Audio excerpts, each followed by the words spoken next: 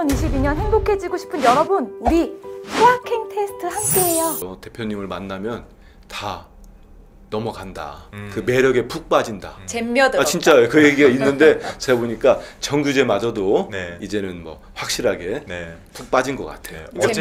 어제 끝에 나오는데 본인이 토론회 하는 동안 항의 문자를 엄청 받았다는 거예요. 아, 정규제 씨가요? 근데 꿋꿋하게 버텨야 됩니다. 네. 정규제 씨. 그야말로 이 말빨이 무척이나 늘었다 이런 느낌을 저는 받았습니다. 나중에는 제가 그냥 가만 앉아서 들었어요. 토론회 이런 데 나가면 당할 자가 없을 것 같은데요.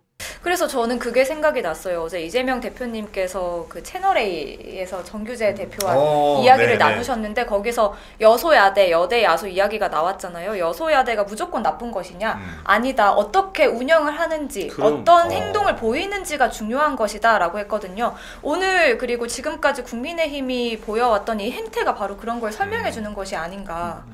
그러니까 아무리 소수여도 집권 여당으로서 책임 있는 모습을 보이면서 이런 상법 개정안 같은 경우에 국민들이 원하는 것은 야당과 민주당과 협치할 수 있잖아요. 근데 전혀 그런 책임감이 없는 본인들이 모습을 약속을 한 보이거든요. 거를 우리 민주당이 하니까, 우리 이재명 대표가 하니까 반대한다. 네. 무조건 반대한다는 것밖에 논리가 안 되고요. 말씀한 대로 국민들이 선택한 거는 여소야대 역시 국민들이 선택한 겁니다. 그렇죠. 선거를 통해서. 네. 근데 그걸 부정하고 뭐 본인들이 거기에 참지 못하겠다 하면서 뭐 군대를 동원한 거니까 있을 수 없는 일이죠. 오늘 그 하나 통과되지 못한 게 연금특위 구성이거든요.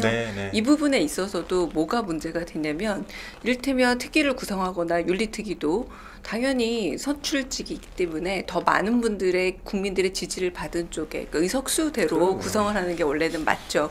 의석수대로 구성하는 이유는 뭐냐면 그게 민의의 반영이기 때문이잖아요. 그렇죠. 두 번째는 뭐냐면 만약에 너무 동수로 인원을 구성하게 되면 아무것도 해결하지 못하고 표리부동하고 표류하는 일이 너무 많아지는 겁니다. 그때 필요한 게 사실은 다수결이 무조건 능사는 아니지만 이해 갈등을 오히려 극복하는 데 가장 중요한 도구인데 이걸 지금 계속해서 무시하고 있는 거예요. 그게 수적인 열세라고만 생각하고 다수결 자체가 민주주의 원칙을 훼손한다고 지금 국민의힘에서 나오고 있는데 거기서 아까 말씀하신 이재명 대표가 말씀하신 해결할 수 있는 능력이 매우 부족한 여당이라는 게 드러나는 지점입니다.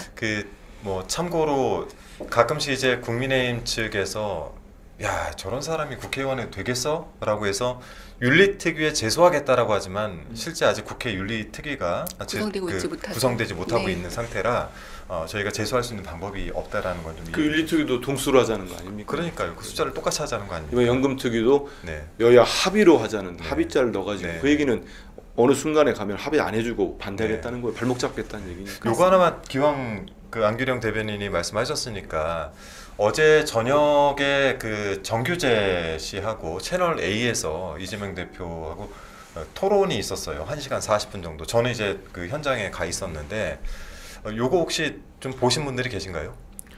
전 뒷백기는 못 봤는데요. 이후에 정규제 씨의 반응들을 기사로 많이 찾아봤습니다. 기사로는 많이 봤죠.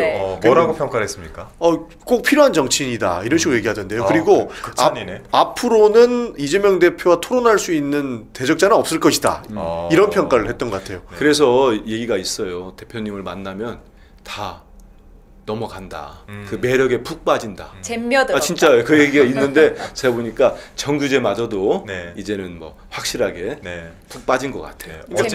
어제 그래서 안규령 대변인 이야기하신 그 부분에 굉장히 저희들도 있던 사람들도 빠져들었는데 뭐냐면 민주당이 집권을 하게 되면 지금 상태에서 전체 야당 다 합한 190석이 넘는데 그런 막강한 권력을 가지고 있는 것에 대해서 그러면 정부는 누가 견제를 하느냐라고 질문을 던진 거에 대해서 여소야대가 그러면 좋은 것이냐, 그러면 여대 야소가 좋은 것이냐, 둘 다 답이 아니다.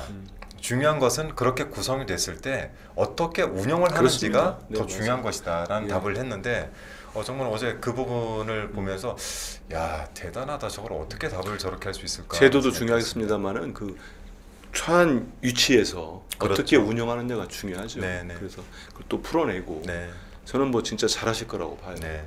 뭐 시간이 되시는 분들은 뭐 채널 A이긴 합니다만 꼭 한번 찾아서 보시고 저도 이제 정규재 씨가 어떻게 평을 했는지 한번 찾아보긴 해야 될 것 같습니다. 그러니까 실제로 감탄한 것 같아요. 그 평을 들어보면 좀 전에 뭐 토론도 잘한다 이런 얘기를 했지만 네. 정규재 씨는 상당히 깊이 있고 팽팽한 사고를 가지고 있다 이런 평가를 했거든요. 그거는 이제 100분 동안 대화를 나눠보면서 굉장히 아픈 질문들도 했을 거고 상식적인 질문들도 했을 건데 이재명 대표가 답변하는 것이 아주 깊이 있는 답변이었다라고 느낌을 이야기한 거지 않습니까? 그런 측면에서 좀 많이 감탄한 것 아닌가 그렇게 보고 있습니다. 정규재 씨가 예전에 지금 대표님 네. 진행되는 공직선거법 1심에서 우리가 볼 땐 정말 어이없는 판결이 나왔잖아요. 그때 정규재 씨가 본인 SNS에 정확합니다. 네. 뒤에 설명은 길었는데 딱 제목, 그러니까 우리가 말하는 야마 주제는 이 판결은 잘못된 판결이다.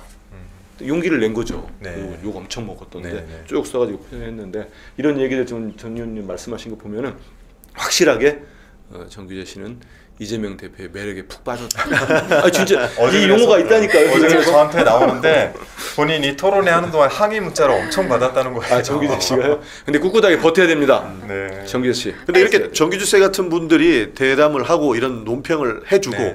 본인이 실제로 그 보수 인사들한테 항의 문자도 좀 받고 하면서 실제로 이재명 대표에 대한 그 매력들을 다 보여주는 것 아닙니까? 네. 얼마나 이 사람이 깊이 있는 사람인지 그렇게 하다 보면 그분들도 충분히 이렇게 다시 한번 생각해보는 계기가 되지 않을까. 정규재 대표 정도 되면은 이재명 대표가 말한 알맹이가 없는데 너무 고른 사람이 아니에요. 중도 보수론을 첫 번째 실현 중 하나라고 봅니다. 네. 채널A라는 우리가 사실은 보수적이라고 과도하게 보수적이라고 생각이 잘 보지 않던 채널이기도 하고요. 진보적인 시청자분들께서는.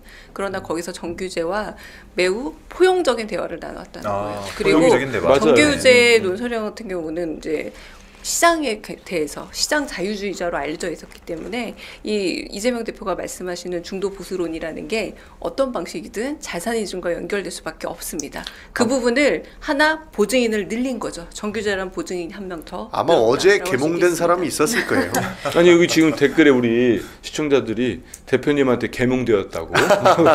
댓글에도 있나요? 그리고 그 실제로 채널A 그 유튜브 라이브 댓글에도 그런 내용들이 있습니다. 근데 저는 뭐 개인적으로 그냥 두 분이서 이야기를 나눴어도, 그러니까 두 분만 대화를 나눴어도 재밌었을 것 같다라는 생각도 약간 했습니다. 그 아쉬움도 좀 있긴 네. 해요. 전 어제 드디어 원했던 답글을 하나 봤어요.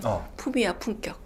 이재명 대표의 품위와 품격이라는 댓글이 상당히 많았거든요. 품격 있는 대화였다, 토론이었다. 그럼요. 네. 실제로 만나보거나 이렇게 정말 영상을 통해서도 느끼는 분들 다 느끼기 때문에 그런 모습들 너무 이번 정권 들어서 윤석열 검찰 독재 정권에 의해서 악마가 된 거예요. 더 쉬워졌는데 다들 국민들이 알게 될 겁니다. 그래서 제가 할 얘기를 몇 개, 아픈 얘기를 몇 가지 했습니다만은 이재명이라는 저는 깜짝 놀랐습니다. 야, 이재명이 굉장히 이런 얘기가 정치인에게는 좀 어색한 얘기입니다만은 그야말로 이 말빨이 무척이나 늘었다 이런 느낌을 저는 받았습니다.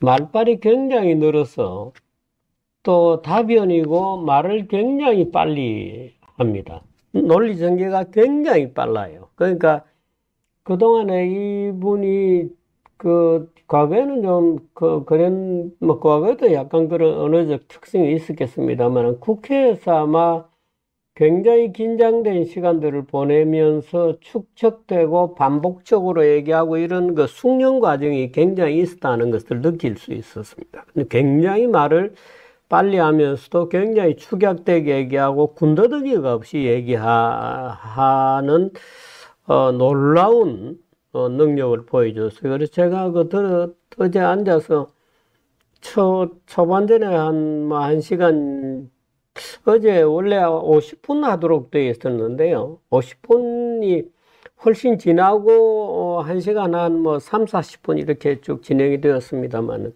나중에는 제가 그냥 가만 앉아서 들었어요.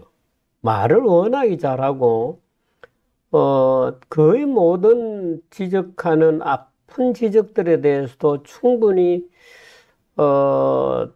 예상을 못한 질문들도 꽤 있었을 텐데 받아들이는 그렇다고 그게 나의 고민입니다 뭐 이런 식으로 받아들이는 아주 아마 앞으로 토론회 이런 데 나가면 당할 자가 없을 것 같은데요. 2022년 행복해지고 싶은 여러분, 우리 소확행 테스트 함께해요.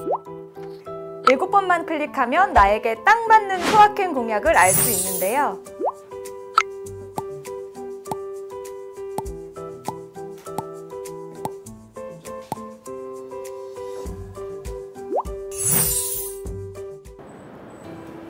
저는 당연한 일상 속 여유가 나왔는데요. 여러분도 지금 바로 확인해 보세요. 여러분, 앞으로 소확행 제대로 이재명은 합니다. 공유하기도 잊지 마세요.